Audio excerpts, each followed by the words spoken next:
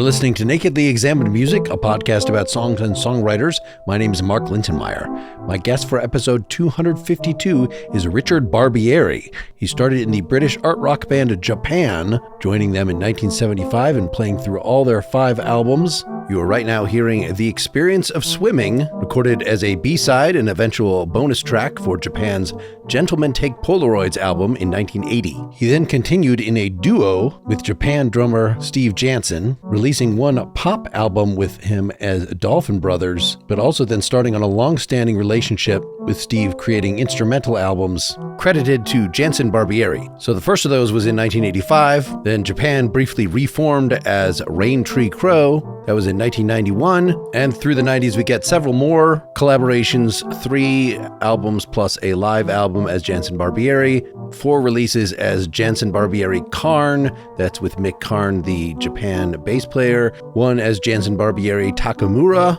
1 with Tim Bonis, the lead singer of No Man. 1 with his wife as Indigo Falls. In 1995, he joined the band Porcupine Tree and has been on their 20-plus albums since then.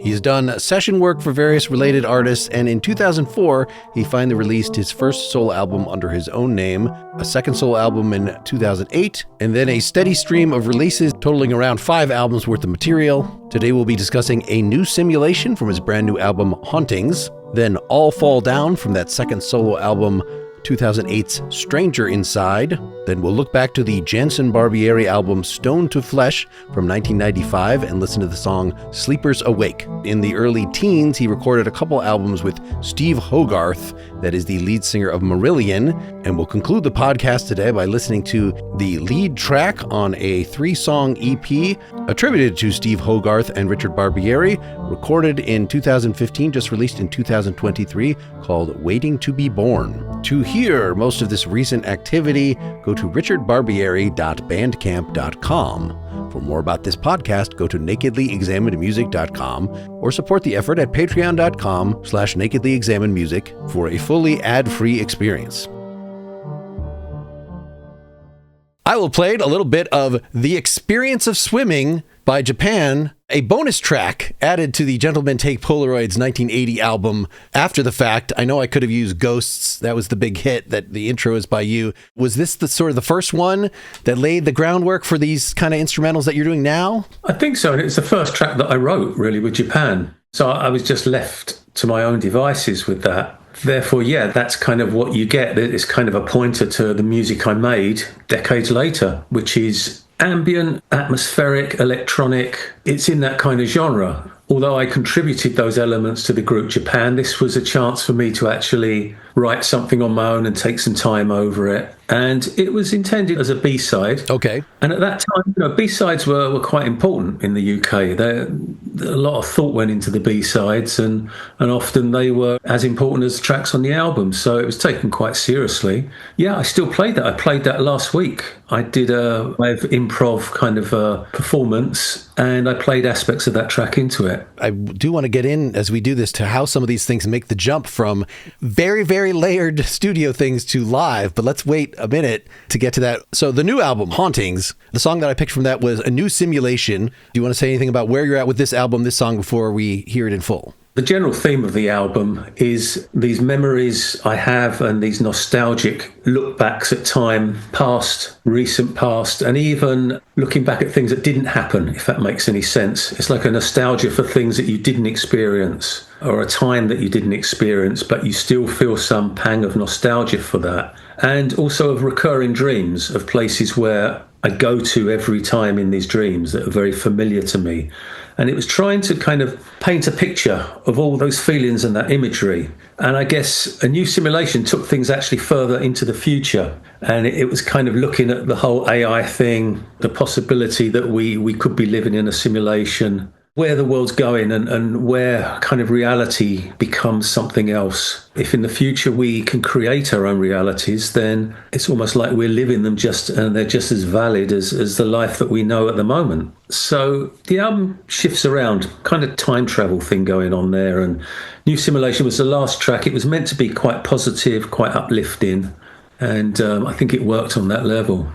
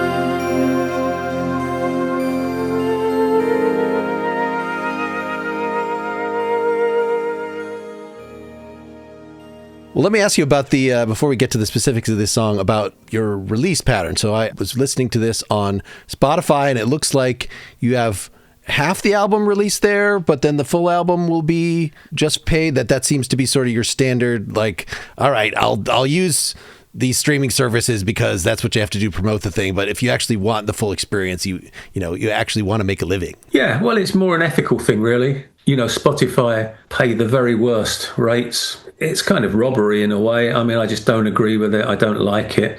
I give a few tracks to Spotify each time so that people can listen, and if they like it, then they can go and buy the whole thing. If a stream is getting anywhere near a cent or a penny, then I'm okay with that. So basically, I let the companies stream who paid better rates on royalties for musicians.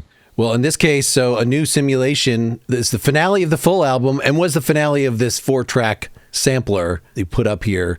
And it's nice and concise. I mean, it's 4.5 minutes. So this is part of, when you play these live, is it sort of a looping sort of thing that we have a thing that you've programmed, or maybe you're even playing it the first time, and then you just let that go. So then you can start building on that and is that the sort of modus in composing and or transmitting to live? Well, I did actually end with that track on this recent live thing that I did, but I just played a little bit of it and I just let the tape of it run, and then I walked to the front and took the applause of the audience while the track was still going. Okay. And that was the only bit where it was a backing track, basically.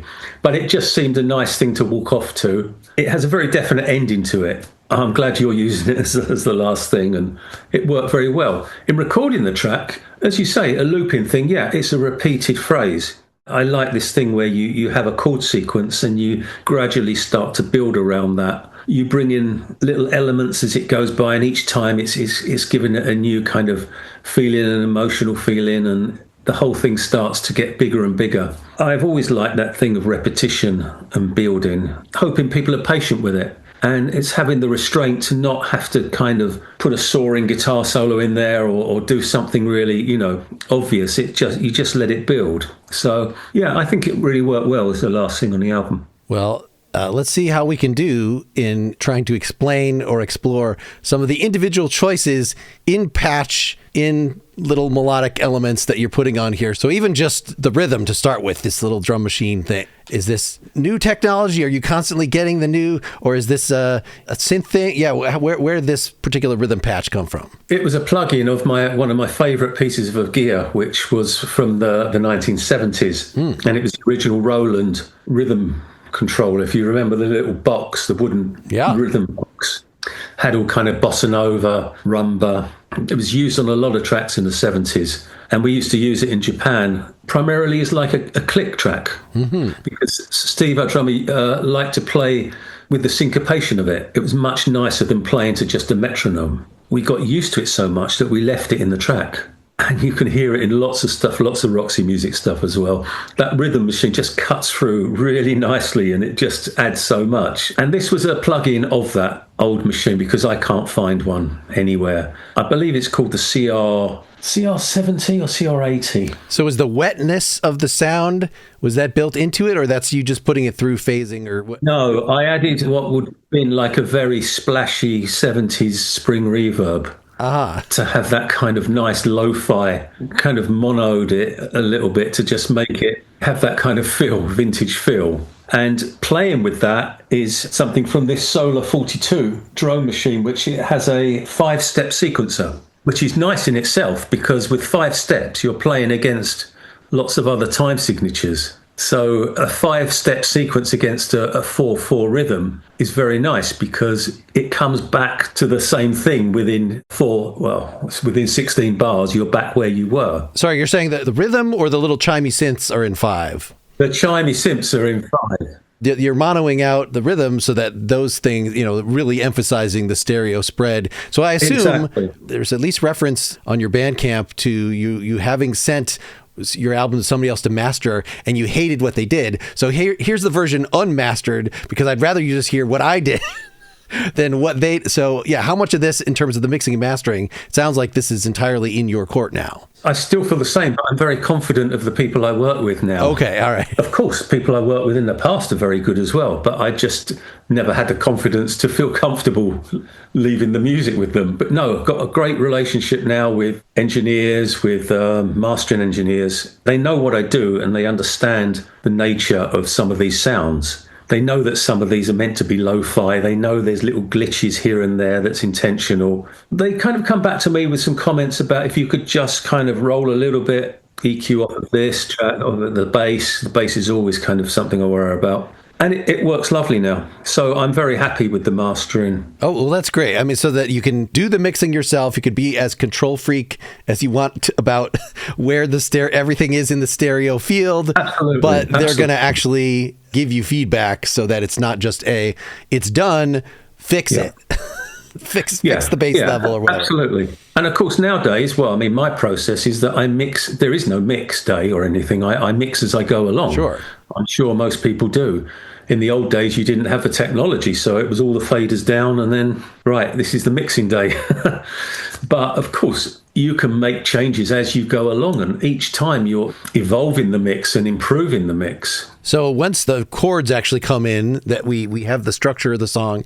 So it sounds like these are mostly double measure, right? 8 count chords. So it's really, really slow going from chord to chord, and it's sets of 3, but then sets of 5. And so a lot of it is sets of 5 that you think, it's doing the 4 thing and adding one more.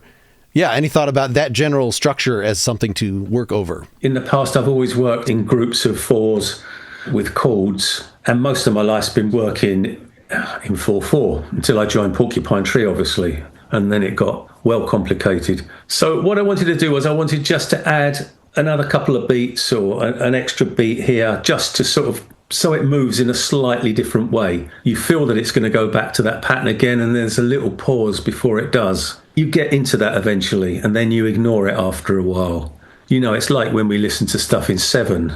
If it's musical, you just kind of forget about it. Like Money by Pink Floyd or something. It wouldn't even occur to people it was in 7 because it just flows. Well, in some ways, it just ends up sort of being in 1 or in 2, right? Bum, bum, ba, bum, bum, bum, bum. So you could have 11, you could have whatever. It's different if it's 7/8.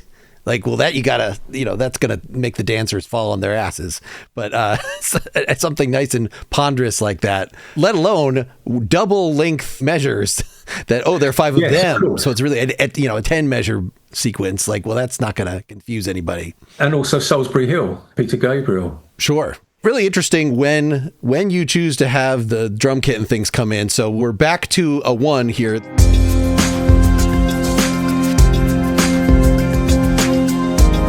We're not going to wait until the beginning of the sequence. We're going to just start a sequence over. You've faked them out and given them the first 2 double length bars and then have all this stuff come. It's a nice little surprise. And any thoughts about your choice of that maneuver and what sounds have just come in there, that bass and drums?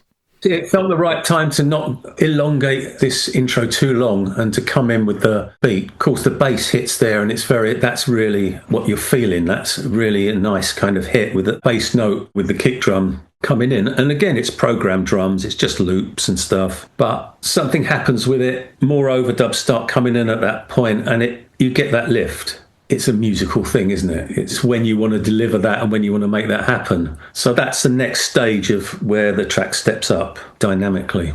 So when you're choosing a drum kit or something to use with this, do you just sort of put whatever the default thing is, and then you hunt around later for, the one you actually want to use? Or do you already, have reviewed these things? Oh, okay, I know of the 20 different ones at my disposal. This is the one. So you can more or less still be spontaneous about it. It's one of the most enjoyable things for me, really. I love working with composing percussion, sometimes on synthesizer sounds. Sometimes I'll source from other material. Sometimes I will just mix a combination of sounds together that will be the snare. And the beauty of it for me is that there are no rules. A drummer will listen and say, well, that can't be played. That's not natural. But that's kind of what I like about it. You're not trying to be natural. You're just trying to create the rhythms that you think are interesting. I always thought that rhythm could be sonically more interesting than it was. So I do tend to sort of mix things in and try to find unique kind of snare sounds and just make combinations that work as percussive sounds. I also use drummers, of course, as I have on this album.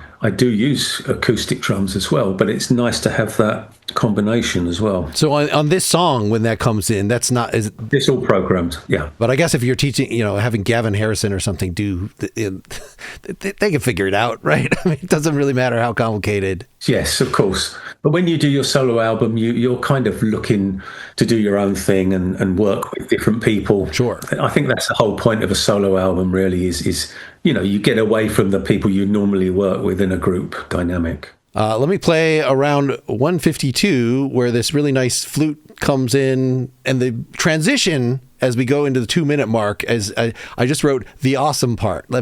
This is where really, your soul escapes your body. Here it goes.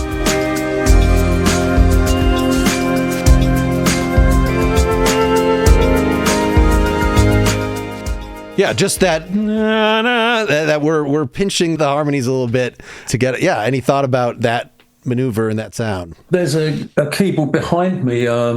It's a non-linear lab C15. It's a German-made synthesizer, and it's digital, and it's just 2 sine waves, but with a very complex signal path. It's frequency modulation, it's cross modulation, much in the way the DX7 was programmed like that. It's hard to describe, but you can get some really interesting tones. And I was playing around on it, and I just had this sound. I thought that's really good. Once I put it in the track, it sounds so much like a flute mellotron, but you immediately knew it wasn't. Partially just from the context that I don't see you getting a flute player to come in and putting this, but it also has a certain, the articulation does not sound like an actual flute. But it does sound like it comes from the old mellotron. That just seemed to work. It's a case of finding the right sound, the right frequency in the space, so it cuts through. That I felt that's the nice thing to add this kind of little counter melody at the top. It seems like the newest synth stuff, right? When my keyboardist comes over, he's got a recent synth, but he's playing piano on it. What is great about the new synths is that they can do a Hammond B3 or whatever without having to actually lug around the terrible, unreliable gear. And vintage keyboards are great, but that at least you have digital versions of these things. But it seems like for synth sounds, I don't know, are you finding that there are still developers today that you have some sort of line to that are coming out with, oh, this sound did not exist in 1983, but yet it has whatever that you really like about these, the new way of shaping sounds or whatever? Yeah, I think not so much the sounds, because I think you can get most sounds on a small number of synths, but it's more the actual way the synths work that they're bringing out. They're working in different ways. As I say, with that one, the signal path is very different for me from the way I'm used to working with synthesizers. And likewise with the drone machine that I've been using, the actual thing you end up with is different because you're working in a different way. I think also it's good to work with new things when you're making new music. It keeps it enjoyable, it keeps it creative, it keeps you interested. I've talked to plenty of people that even with a new guitar pedal, that they get a new song out of that piece of gear, like as if the piece of gear writes something. Here's a riff, the first thing I played through the piece of gear. No, that's absolutely. Technology and invention and innovation in these instruments is very much part of the music that people make. So, I mean, if we go back to the old 70s prog rock with the mellotrons, the tape ran out after 7 or 8 seconds, which is why you have all those chord inversions and those changes and a constant movement in those arrangements. The moment that in the 80s they brought in string synthesizers that could hold a note forever, then that's what people were doing. Sure. You listen to all those kind of 70s kind of funk disco stuff, you've got these high strings that just go on forever. The style of the way these things are made makes you work in a certain way. The next thing after the flute part, about a minute later, you've got the big guitars coming in. So this is actual guitar.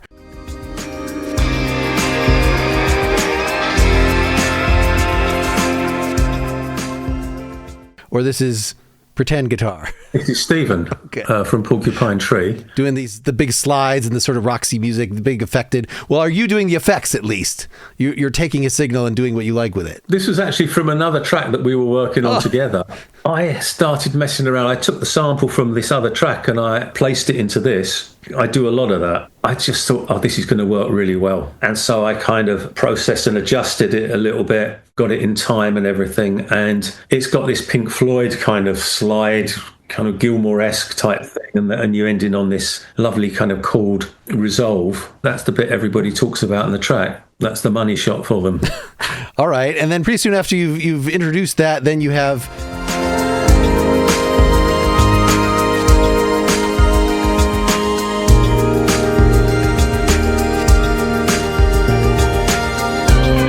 Just that we have to have the synths converge to this high sustain thing, and then we're going to let it go back, and then we're going to go up, and then it's going to go even higher, just to get us toward the end. It seems like, even though this is fairly short for you, once you start doing that, like it can't really go much longer than that. I added in some strings, and this is software again, and there's a company called Crow Hill Audio. They had something called string gestures. Basically, you play as you want to, but the strings have movement in them depending on how you play them. So one could be how long you stay on a note, one could be how you pressurize the key for the note. And so you get these beautiful, very played kind of passages. And it's quite unexpected what's going to happen. So really, it's like you're playing and finding all these changes in the notation and the feel and the dynamics. Quite an interesting experience. And then you get used to it, and then you know how to control it and what you want to do with it. So it's lovely. You'll have this lovely chord, and then it will suddenly lift again further up. I'm not a musician, really. I never learn music theory. I have no real technical proficiency on a keyboard. My whole thing was about sound. So to have those sort of things, it's great. It adds a musicality that otherwise I probably wouldn't do or don't have. Well, let me ask you just about how this ends, because you'd referred to this as having a very definite end, and you maybe ended your whole show with it. It's not like you just do the big string swooping and then ta-da! Like, it's not that kind of ending. It's the rhythm drops out and you're sort of back to sort of where you were at the beginning of the song, and it actually fades. So, like, it's not...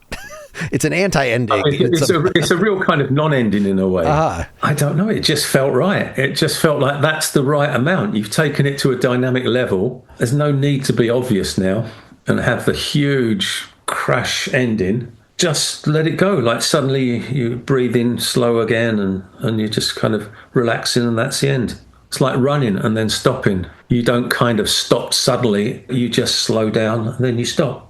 Well, let's get the second song out there, All Fall Down, from your second solo album, 2008's Stranger Inside. I mean, it's funny that it's your second solo album, but you've been doing stuff, even solo things in Japan, back decades and decades before that. Yeah, do you want to say where you're at this point? And I know we do have Gavin Harrison playing drums on this and Danny Thompson on bass. This is one of those things where it's the opposite, in that you're working with musicians, and I wanted a very kind of jazz, kind of laid-back feel. I had a piano sequence that I really liked, and I had this sample of these children's voices singing Ring of Roses. It's like an old kind of nursery rhyme in England. It's in America too, yeah. But they know it's actually about the Black Plague there. They didn't tell us that as kids until we were...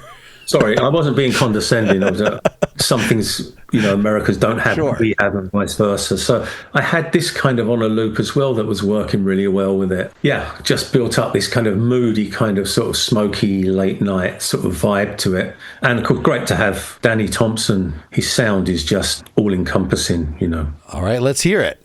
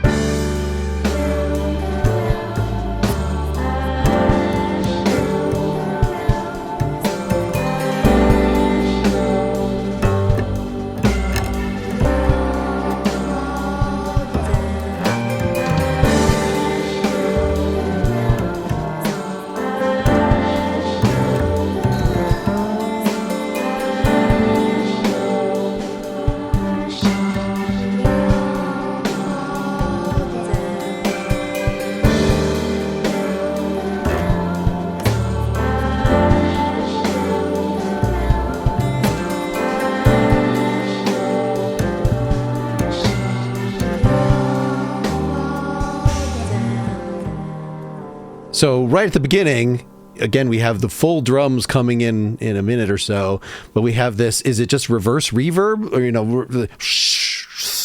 Yeah, it's kind of like a reverse percussion thing snare thing that I've got going, and a cymbal on a reverse loop. What you did to Gavin's drums or just electronic drums before he comes in? I mean, I've got samples of real kits as well. I mean, often when I work with drummers, they let me have, a sample of their snare or their cymbal. I mean, I've got such a library to choose from.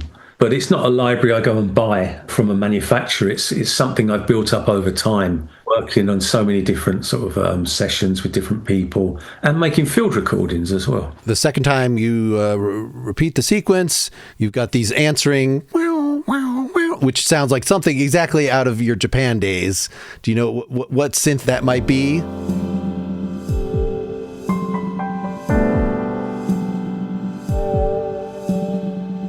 Sort of like a prophet or something? I'm not sure. Yes, you're right.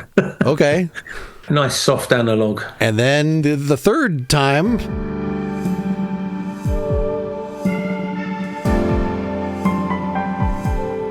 Wow, wow, wow. Any idea what? Is that the same? Again, I think it's the prophet, but I use a lot of Leslie effects, the Leslie cabinet that goes with the Hammond. It gives that shimmering tremolo feel. I like to make kind of guitar sounds on the Prophet with effects. I use Leslie effects on many things. And I think right in that place that I just played, there's a little pause here. Let me see if I can identify it. It's about 40 seconds. Just that one that you add in the extra. Yeah, very subtle. You weren't playing live with these two fellas, right? That this was you laying this down, and they're wasn't me being clever. I think it's just that I would have recorded initially the piano and just feeling the way it's going, and I just felt there was just a little pause there would be nice. It wasn't like, right, I'm going to be really clever, add an extra beat in here, and then go back. As I say, it was just how I was feeling on playing the piano, and then everything then goes with that. So yeah, probably Gavin's thinking, oh, why is that happening? But I think musicians like that kind of thing, Sure. Is this still one you're doing live? I have done it live, actually. Mm-hmm. Only once. I don't play live much, if at all. I mean, I hardly play live. But I did do this one with a full ensemble group of musicians, actually, in Sweden. Okay. So you're not playing the tape in any sense on this, that you're just holding down. Yeah. How are you doing? If you're playing the main piano thing, again, you're not setting up a loop or something for yourself? Because we have at least 3 distinct parts and you don't have that many hands. No. Yeah. If you're talking about, if it's just me on stage playing live, yes, absolutely. Then you need to work out what needs to go on backing, and you try to do as much as you can. Okay, so you actually just orchestrated somebody else. This was with an ensemble band. So there was about, 10 people, 12 people on stage with me. I had everything at my disposal, like strings, trumpet, vibraphone, guitars, basses, vocal, everything. So we made an arrangement of it. So obviously no need for backing. Were you extra composing? I sort of really I wonder if this live version is around somewhere. Yeah, it might be on YouTube. The things from the original recording you were transcribing for some other instrument, or was it like, oh, well, while I'm doing this, let me add 3 other things? I'll try to explain it quickly. There's this band in Sweden that have been going since the 70s called Isildur's Bane. Every year they have an event where they invite people from all over the world, usually 3 or 4 principal kind of artists, to come over, and they already have a large ensemble band. And what you do is we all get together and they say, we're going to do 3 of your songs, whichever ones you want, and let us know how you want it arranged, and we'll play it. And you have a week's rehearsal. And obviously I have to work on other people's songs as well. You have a week's rehearsal and then you do 1 concert. And in terms of the arrangement with this kind of thing, would it be like a regular band where, okay, this person claims this part in this play, or are you actually passing out little sheets? No, I'm not passing out sheets. Yeah, you're saying you don't do that. That's not in your skill set. I have no musical theory or knowledge, really. Although now, can your sequencer just crank them out? that if you needed to do that, like, well, you just do it the way you normally do it, and then it makes it into something that other people can. Yes, yeah. I mean, I know my chords, but I don't really know the sort of theory of how you play blues, how you play jazz, how you play, folk. I don't know the progressions. But in this case, no, it's pretty obvious who would be playing what, because those instruments were covered, bass, drums, vibraphone, synths, guitar, vocals. Let me point out one more keyboard part before we talk about the sample. Glockenspiel, maybe? Let me play around 219.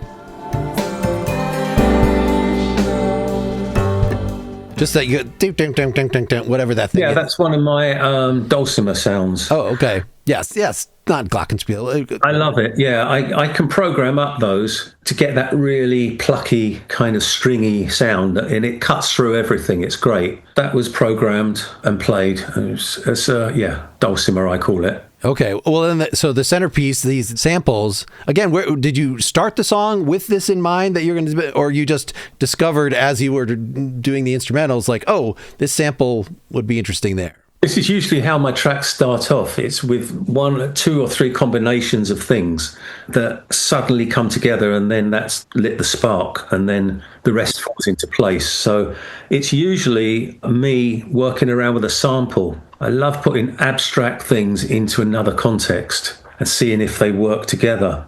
I found that with this pattern, I could make this sample work. A lot of the time I slow these things down, which makes them a bit more eerie. It works so well with the chord sequence. So I knew that was the thing that was going to hold the whole thing together and be the most important aspect. And then I started working around that. Well, yeah, I mean, the thing that jumps out most is the rang around, but the dong that you put like as a separate bit, I can't even tell which word that was. If the down, I guess from the end that you lowered the pitch of that, and that's the thing that sort of is playing most often. Was this really literally just a 10-second sample that you just chopped into about 5 different pieces? I love putting voices into my music, but not conventional voices with lyrics. I love the textures of the voices, and they add something extra to the track. So there's nothing in your discography that is you reading a poem or something over. Have you? Not me. Okay, but Steve Hogarth, I've heard, yes. Well, Hogarth, and on my new album, Hauntings, there's an American lady that I work with a lot. I just love her voice for some reason. It cuts through, it works so well in music, and I process it a lot, and you can make the lyrics take on another meaning almost. You can turn what is a sweet kind of love poem into something that's quite worrying and obsessive. If you make enough of the voice, suddenly the words have a different take, It's interesting. Making room for Danny Thompson in this one, obviously reminiscent of their Mick Karn stuff, or there was another one that I really liked, This Path Not Taken, with Percy Jones being even more, taking up way more space. Are you changing anything to sort of make room for them? Do you have a dummy synth bass that you then remove that and let them do? How do you work with somebody like this? It's great working with these amazing musicians. With Percy is that his bass has so much to it that I end up taking a lot of my things out. That I've already got there. So I do empty the track out a lot once Percy's played, because he's coming up with these lovely chords, harmonics, beautiful kind of counter melodies to mine, and it's a whole arrangement going on there. And I want that to come through, and I want that to be heard. So I then start taking some of my things out and moving some things around, because it's the best part for me when somebody else plays. I love it. That's the way I work with those guys. I give them as much space as I can, because what they're doing is something really creative, and I want it all to be heard. Well, let me go back in here to Still and All Fall Down to around 109, where the real drums come in, so we can just talk about Gavin. And I put little fun percussion. There's something's going on here.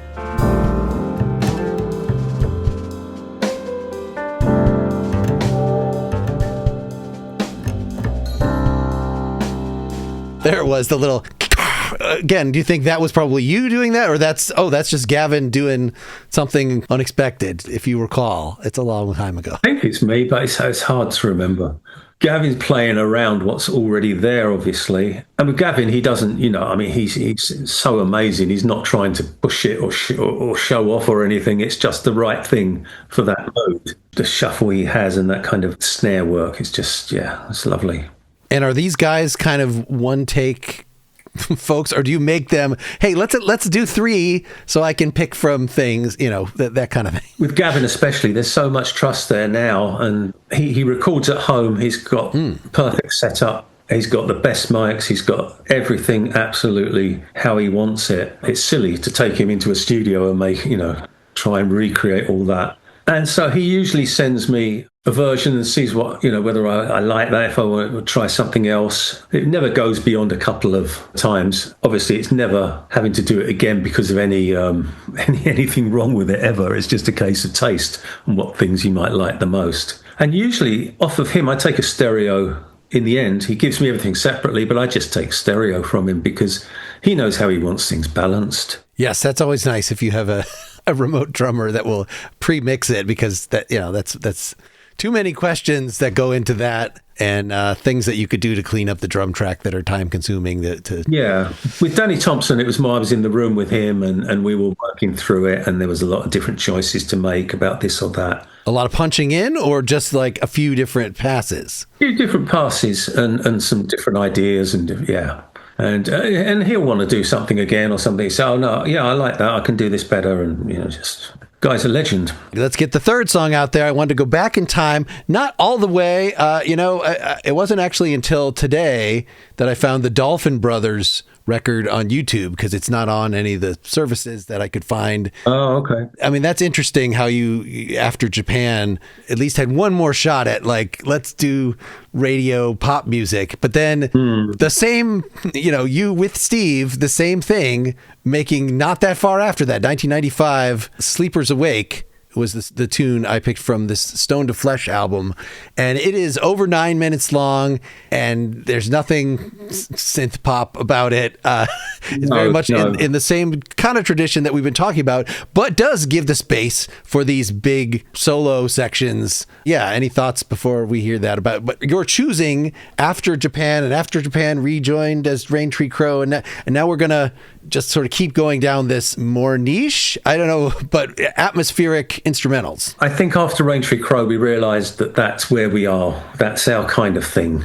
I think the Dolphin Brothers thing was a mistake in retrospect. Well, I'm glad we're not highlighting it then. Okay. I just think it's the only time in my career where possibly I was trying to do something that wasn't natural to me, trying to create those catchy riffs and melodies, and trying to do something very much of that time, of that style and fashion. And no, as soon as we got back to doing stuff like Sleepers Awake or Rain Tree Crow, then I realised that that's where I want to be. Any comment about this song, Stone to Flesh in particular? I wanted something that really took you on a journey here. From what I remember, it's a bit of an epic. And it's probably when I'd already joined Porcupine Tree. Maybe I was making it a little bit proggy, or I was getting different sections and making it a little bit more, upfront and dynamic. All right. Well, I hope the listeners will stay with it despite the length.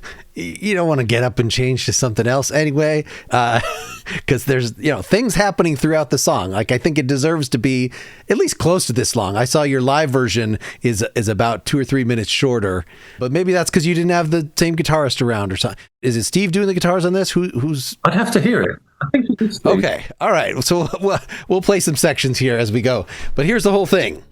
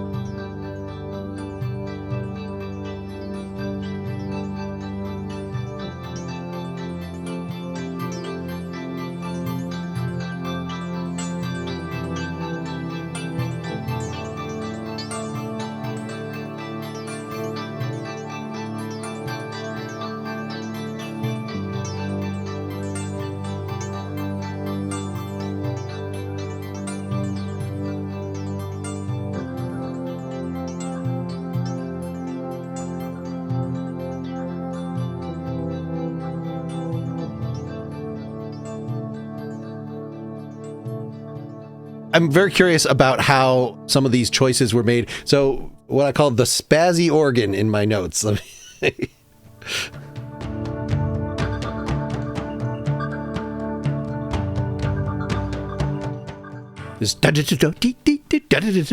yeah. Do you recall what? Are you still playing with the same gear or is this? Oh my gosh, this 90s stuff. I don't know.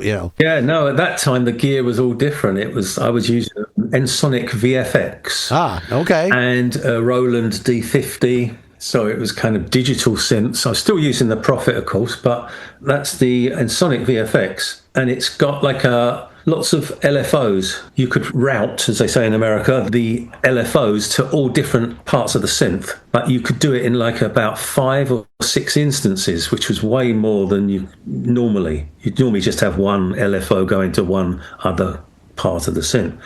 So you could build up these kind of shivery rhythms, different kind of something going in 4, something going in triplets, something, and it would add this kind of shimmering, shivery kind of effect to create, as you say, spazzy organ. Okay, so low frequency oscillator. I had to look up LFO to remind myself what that was. If you LFO'd a voltage controlled amplifier signal and you LFO'd it with like a square wave, it would cut it up like bup, bup, bup, bup, bup, bup, bup.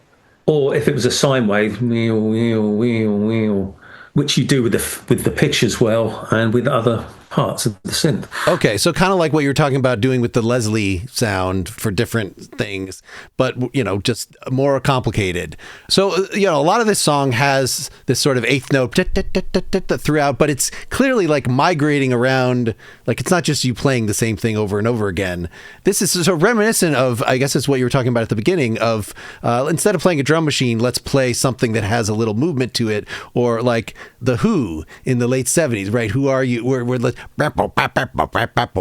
these repetitive things to build something over. Yes, and of course, then the drummer will do things around that, and it becomes interesting for the other musicians because they can work off of that. So it makes that pattern sound different at different parts in the track, I guess. But as you say, it's all pretty straight. Let me play just a couple more samples from here. So 126.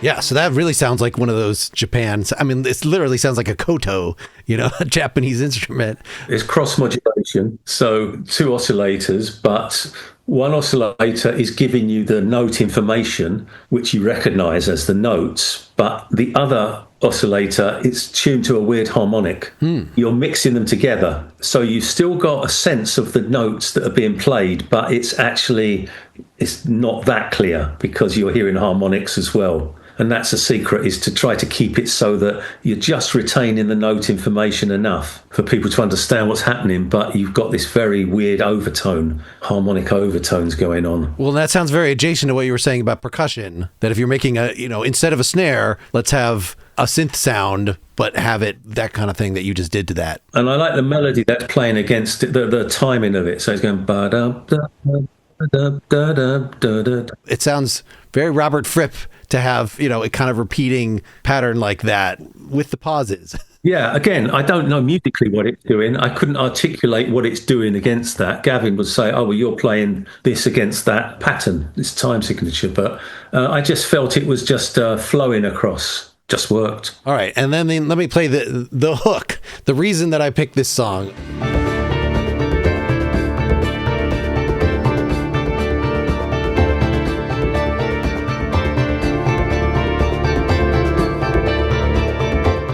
Yeah, which this totally sounds like it should be the soundtrack to something. Anybody tried to license this from you for a sci-fi show or something? Well, I'd love it, but no, my music's never been used, unfortunately. I used to write a lot more melodies, I guess, at that time. And, made to sound like a guitar in a way, like guitar pattern, but a keyboard, obviously. Probably a combination of a couple of sounds together. Sounds to me like, the Prophet, maybe with something added in behind that. Yeah, cuts through nicely. All right, and then the part after that, the sort of B section after that is this.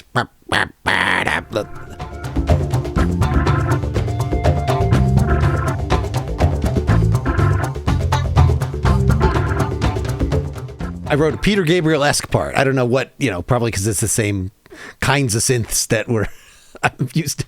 But yeah, that sounds very much like you put through the LFO or something, the Leslie or something. Yes, yeah. Again, I think it's a Leslie thing, and it's like an organ. It's meant to be like an organ kind of pattern, like a organ stabs. That's a The next time that comes back, let me just jump forward a whole minute.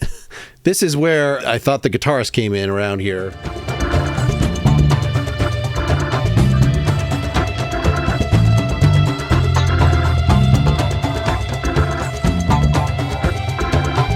Yeah, so I guess that's just Steve doing the sliding around and stuff. Stephen Wilson, yeah. Okay. The album as a whole is credit to you and Steve Jansen. Oh, yeah. But he's doing the drums and stuff. It's a Richard Barbieri and Steve Jansen album written by us both. And Steve Jansen's obviously a percussionist and plays keyboards as well. No, that guitar was Stephen Wilson. Well, that explains, because you also, on the streaming services, probably because you used a label for this, is the Lumen live album from this time. And there's a version that's a little shorter of that song. The guitars are way simpler. It seems like this was... Do you even recall, because I saw on your Bandcamp, that you guys played this live once, that this was the one show. But whether it was just you and Steve Jansen, or whether you also had Stephen Wilson or somebody else there holding something, do you even recall? We had Stephen Wilson there as well. Okay. All right. So he's doing his own part. Exactly. You had to definitely, in trying to do this live, so this is the question I started with was, of course, it'd be very different now, but in 1996 or whenever you were doing that live, yeah, how much are you're not playing the sequence of, it's probably in a sequencer, so you don't actually have to play anything, right? Because it's all there somewhere. But it did seem like you were kind of picking and choosing, that not all the lines and bloops and bleeps that were in this were in your live version. Of course, yeah. We had Mick Karn on bass, Theo Travis on flute and saxophone, and Stephen Wilson on guitar. And then myself and Steve Jansen. So it was quite a full band anyway. But yes, anything that's like a pattern or a sequence, you just put it on tape. You put it on backing, because what's the point of bringing another machine on stage just to play that and then have to have that midied up and this? So anything that is very, very timing related, you just put on tape. And then you play as much of the track as you can on top of that. And sometimes you pick and choose what to do, and sometimes you'll leave things out. But yeah, we've always tried to not put too much on tape. Otherwise, there's no point. You've got to find a way to make it work live. It sounds like there's some real soloing in this, not, only just to Steve Wilson, but you. Let me play from about 419.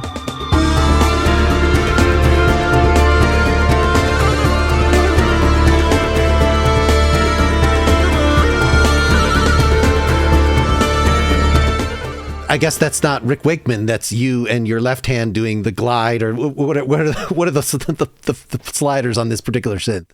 That's me playing the Prophet 5 through a distortion pedal. Sounds remarkably good. It cuts through really well. You're using modulation, pitch bend, you control it as you're playing. When I ever solo, I tend to solo in more kind of Arabic-y scales. That's my thing, I guess. I can't do all these flashy kind of things. That was never really my thing. It was more about the sound. All right. And then it goes on for a long time. There's vocal samples and it's sort of more some funky guitar. There's how does this actually end? Let me just get us all the way to the end of this and see how this epic wraps up.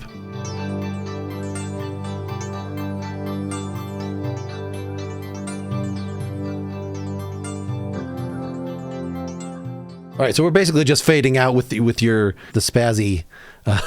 It's still a version of that. So yeah, that's not something you're playing. That is something that is being generated by the LFO. It is, yeah. But as I say, more than one LFO, so it could be different timings of LFOs going. So you're always getting something different. All right. Well, to wrap up here, I want to point folks, and I'll link folks to the recording on the internet of Path Not Taken, the one that we mentioned with Percy Jones, because I love that tune. But just to give us something a little different to wrap up with here that we'll just introduce. Obviously, you've played a lot behind singers, right? Japan, Porcupine Tree, and a few things here with Steve Hogarth. So I see one of the most recent things on your Bandcamp page is a song that you said you'd done in 2015 but just released very recently, Waiting to Be Born. Yeah, do you want to say a little about sort of, in general, working with singers and then working with Steve in particular, who interestingly, on the stuff he did with you, seems to do more talking and poetry than the singing that I know that he can do. So it's an interesting choice. He wanted to do something different from what he normally does with Maria. He's got a great voice, but very important to me are his lyrics. I think he's a great lyricist. I think he wanted to try to do... he wanted to work with me for a long time, and I think he wanted to do it justice, and he was trying to give a mood with his voice, almost, as you say, like poetry in a way. Maybe he didn't want to impose with the big vocal kind of, performance. I'm not sure. There's a little bit of that. But yeah, that was his choice. I love the way he sings, so it would have been fine with me either way. But I think he's a pretty unique lyricist. He's got some great ideas. It starts off and he's up in heaven in the supermarket in the sky, and somebody passes by with the trolley who he knows, but they don't know that he ever knew them in another life. And it just sets off his interesting ideas and emotions. I was trying to exemplify you working with singers, but it sounds like from this song, maybe whether he had the poetry before, that you kind of had carte blanche to do a pretty elaborate instrumental thing that then, he would fit over that, as opposed to Porcupine Tree, which I assume is Steven has brought in. Here's the song, play keyboards on it. Maybe you'll get a long intro or something like that. But yeah, how do you feel just in terms of, obviously you have a lot of creative ideas and you like completely soundscaping the heck out of these things, but then... Is it just a different part of your brain, a different part of your, that playing with actual ensemble where you're just, going to be taking up 20% of the space just on the left side, or something, how you relate those two things? Things have changed over the years. So with Porcupine Tree now, we all write the music together. So Stephen has stopped that thing of bringing in songs, and there's no point. His solo career has already gone on a strong enough path now that he's totally satisfied in that area. There's no point in bringing that to Porcupine Tree. He said, look, I just want it all to be equal. We just write the stuff together. So that's something different. But even previous to that, I would give him music for him to try to turn into a song. But I'm not a songwriter, and my music doesn't always work that way. So I probably have a success rate, I think it's about 1 in 12, 1 in 10 or 1 in 12 pieces that I put forward will get picked up as, oh yeah, I can make a song with this. And I never know which one it's going to be and why it's that one and not the others. But that's the way it is. A song is always best when it's written by the singer-songwriter, That's always going to be the strongest song. But what I offer to them, and if they make a song of it, it can be an interesting song. It can be something a bit different, if not a classic song. So that's kind of the way I work. And Steve Hogarth worked around that, found ways to incorporate himself into those arrangements. Well, hopefully someday in the future, I'll talk to Steve Hogarth and Steven Wilson separately so I can really get into those catalogs. But you had so many albums. I counted at least 25 legit full-length studio releases besides the dozen to a score Porcupine Tree albums that you've been on. Yeah, but I'll warn them that they'll have to come prepared because, they're dealing with Quincy here. It's like, you're very forensic with it. And I wasn't expecting this. So kind of really made me think about those tracks again. They're very interesting. But I'll warn them. Appreciate your time. Appreciate you doing this. Well, thank you. I've enjoyed it. It's been different. All right. Here's Waiting to Be Born. Steve Hogarth and Richard Barbieri from the EP of that name. Before you were alive, you were in the supermarket, in the sky. I saw you smile as I walked down the aisle. I was standing behind you. Everyone was waiting to be born. Everyone was waiting for God. And God tore us in half, mixed us up.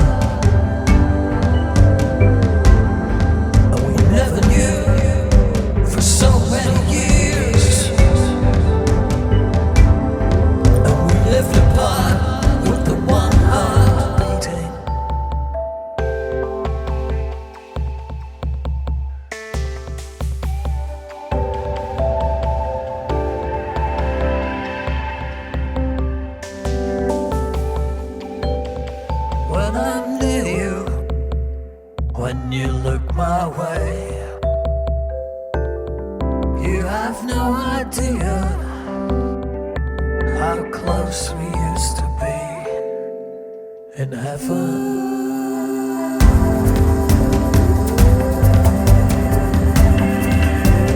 Listen to my head.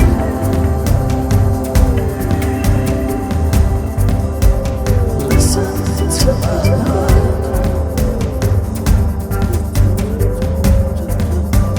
Listen to my body.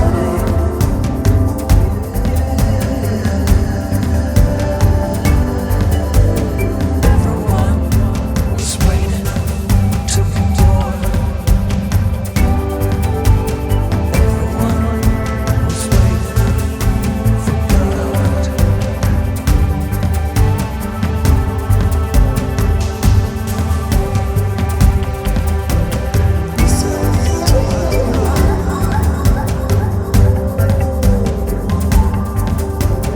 Listen to my body.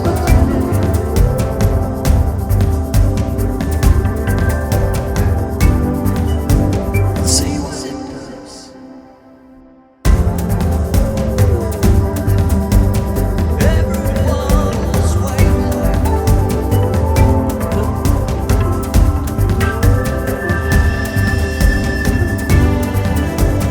Everyone was waiting to be told. Everyone was waiting for God. You have no idea how close we are.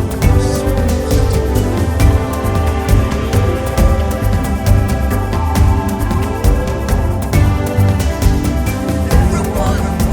was waiting to be told. Everyone was waiting for God.